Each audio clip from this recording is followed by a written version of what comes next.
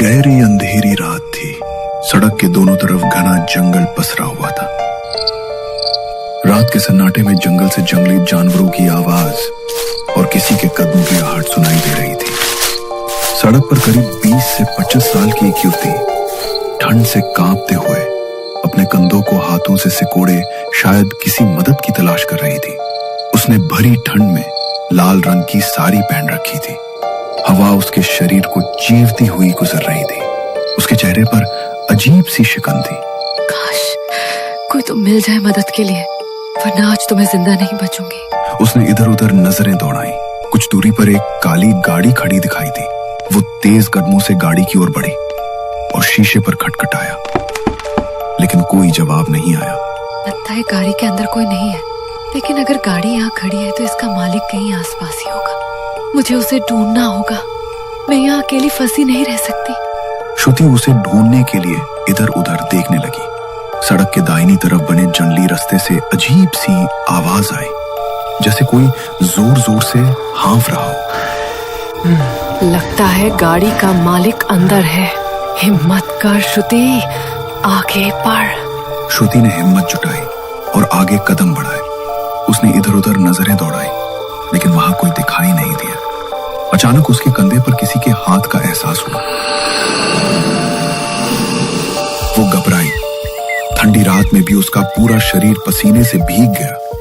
तभी उसके कानों में एक आवाज पड़ी। आप यहाँ इस सुनसान जंगल में अकेली कैसे रह गई? क्या आपकी गाड़ी खराब हो गई है या कोई और परेशानी है? रात में ये जंगली इलाका बिल्कुल भी सुरक्षित नहीं है। उस आवाज को सुनकर श्रुति पीछे मुड़ी। उसके सामने करीब 30-32 साल का नौजवान खड़ा था। श्रुति को देखते ही उसकी आंखों में अजीब सी चमक आ गई।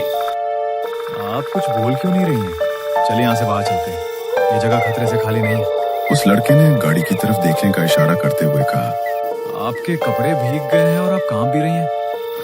आपको देखकर तो ऐसे लग रहा है कि आप काफी डरी हुई हैं। अगर चाहें तो मेरी गाड़ी में बैठकर थोड़ा आराम कर सकती हैं, या फिर बताइए आपको कहीं जाना है तो मैं आपको छोड़ देता हूँ। दरअसल मैं मदद की तलाश में ही यहाँ आई थी। कुछ लड़के मेरे पीछे पड़ गए थे, बड़ी मुश्किल से उनसे बचकर भागी हूँ। आप अच्छे इंसान लगते हैं। मेरा घर यही पास वाले गांव में है। क्या आप मुझे मेरे घर तक छोड़ देंगे? अरे हाँ, क्यों नहीं। आइए गाड़ी में बैठ जाइए, मैं ड्रॉप कर देता हूँ तुम्हें। वो दोनों गाड़ी में बैठने ही वाले थे कि अचानक मूसलाधार बारिश शुरू हो गई। श्रुति भीग चुकी थी और जल्दी से अंदर बैठ गई। लाल साड़ी में वो पहले ही खूबसूरत लग रही थी। अब उसके भीगे चेहरे और शरीर से टपकती बूंदें बार बार अरुण का ध्यान उसकी ओर खींच रही थी।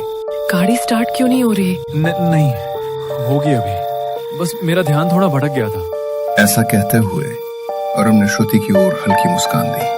श्रुति भी हल्का मुस्कुराई और नजरें झुका ली। गाड़ी चलते हुए अरुण का ध्यान बार बार भटक रहा था। अचानक उसकी नजर सामने पड़ी और एक जली हुई औरत गाड़ी के सामने टकरा गई। अरुण ने झटके से ब्रेक लगाया। क्या हुआ? आपने अचानक गाड़ी क्यों रोक दी? तुमने देखा? वो औरत हमारी गाड़ी से टकराई। वो पूरी जली हुई थी। हमें उसे बचाना होगा। आपको गलतफहमी हुई है। जब से आप गाड़ी चला रहे हो मेरा ध्यान सामने ही है। आपकी गाड़ी से कोई नहीं टकराया। इस सुनसान रास्ते पर इंसान तो क्या, कोई जानवर भी अब तक नहीं दिखा। फिर एक जली हुई औरत आपकी गाड़ी के सामने कैसे आ सकती है? क्या? अगर गाड़ी के सामने कोई नहीं आया तो फिर मैंने किसे देखा? आपको भ्रम हुआ रहेगा, शायद नींद की वजह से। मेरा घर यहीं से बस 10 मिनट की दूरी पर है। आज रात आप मेरे घर रुक जाइए, सुबह आराम से निकल जाना। अरुण ने हिम्मत जुटाकर गाड़ी दोबारा स्टार्ट की। श्रुति रास्ता बताती रही और जैसे उसने कहा था 10-15 मिनट में गाड़ी श्रुति के घर के सामने रुक गई। श्रुति गाड़ी से उतर गई। अरुण भी उतरने ही वाला था कि अचानक उसकी नजर गाड़ी के शीशे पर गई। गाड़ी की पिछली सीट पर वही जली हुई औरत बैठी थी। उसकी आंखें जलती आग जैसी सीधा अरुण की तरफ घूर रही थी। अरुण डर के मारे पसीने पसीने हो गया। उसने गाड़ी का दरवाजा खोलने की कोशिश की, लेकिन दरवाजा जैसे जाम हो गया था।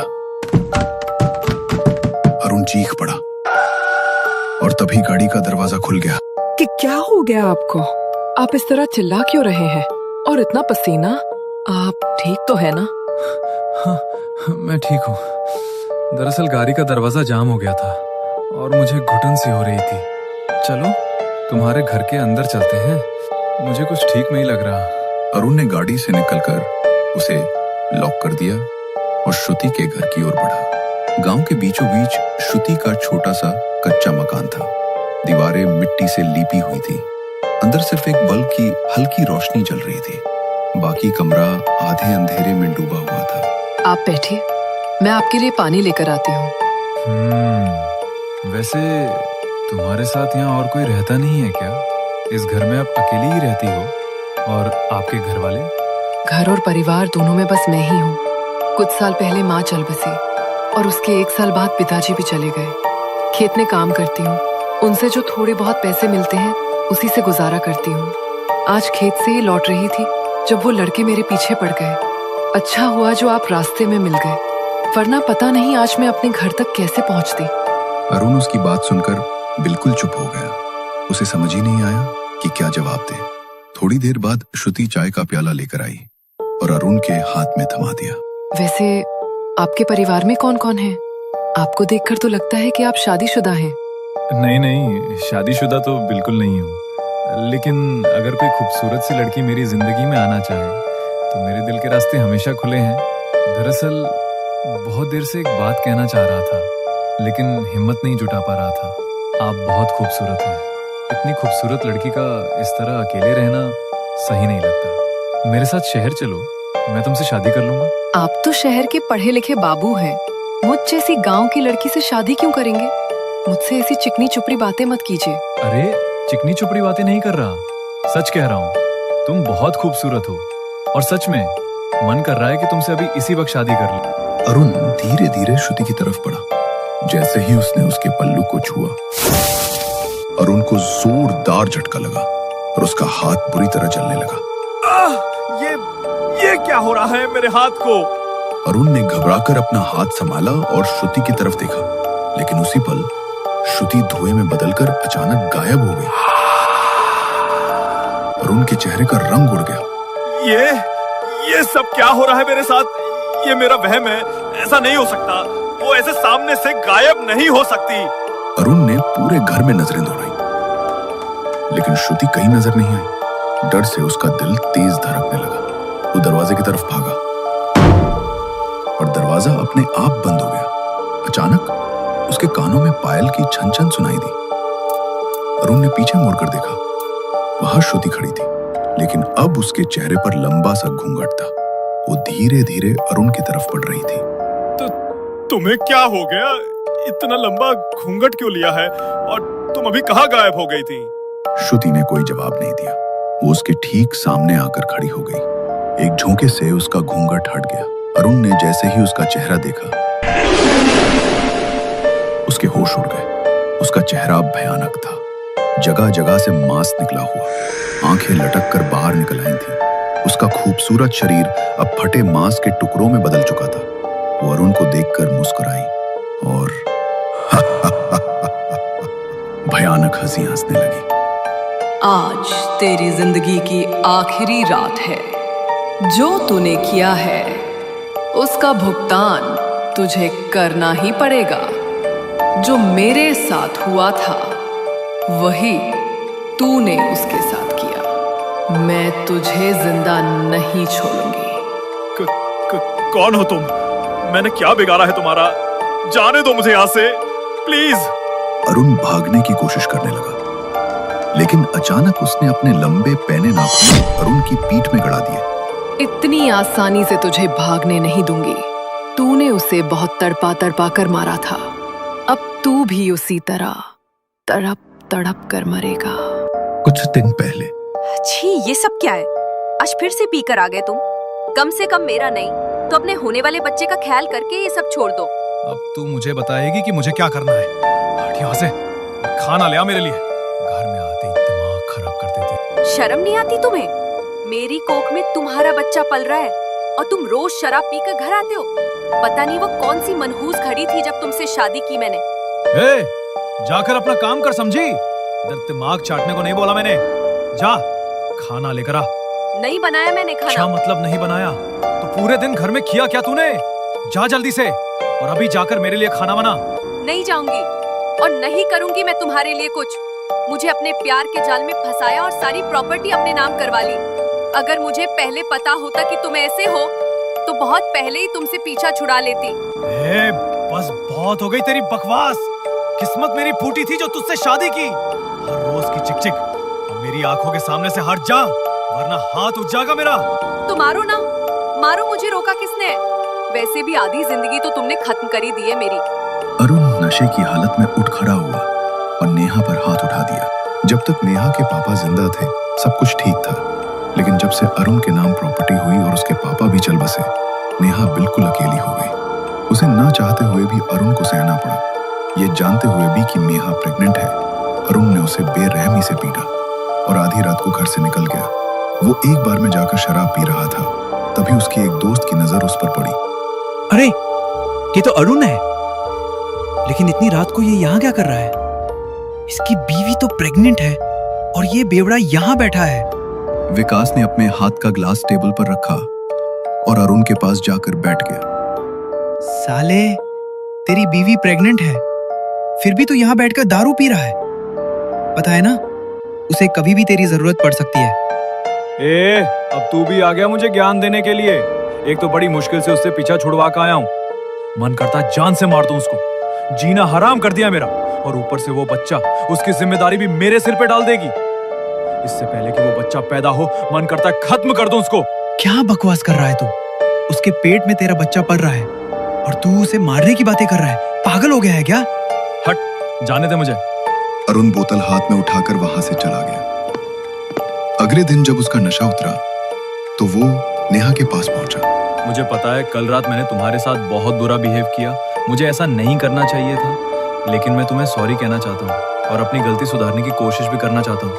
मुझे तुम्हारी किसी भी बात पे भरोसा नहीं है और मुझे तुम्हारी माफी भी नहीं चाहिए। जाओ यहाँ से। प्लीज नहीं, मैं सच में अपने किए पर शर्मिंदा हूँ। मुझे बस एक मौका दे दो। तुम्हारी डिलीवरी में अभी 1 महीना बाकी है। पता है तुम्हारे लिए ट्रैवल करना ठीक नहीं है, लेकिन अपनी गाड़ी से तो हम जा सकते हैं। तुम्हें पता है ना, मैं कितने टाइम से नेपाल जाना चाहता था। चलो ना, हम दोनों वहाँ घूमने चलते हैं। मुझे तुम्हारे साथ कहीं नहीं जाना, और डॉक्टर ने वैसे भी मुझे ट्रैवल से मना किया है। मैं अपने बच्चे के लिए कोई रिस्क नहीं ले सकती। अरे कुछ नहीं होगा नेहा, मुझ पर भरोसा करो। मैं बहुत ध्यान से तुम्हें लेकर जाऊंगा, और नेपाल यहाँ से बहुत दूर भी नहीं है। कुछ घंटे ड्राइव करेंगे तो पहुंच जाएंगे। नेहा ऐसी हालत के साथ कहीं नहीं जाना चाहती थी, लेकिन अरुण की जिद के आगे उसे मजबूरी में नेपाल जाने के लिए मानना पड़ा।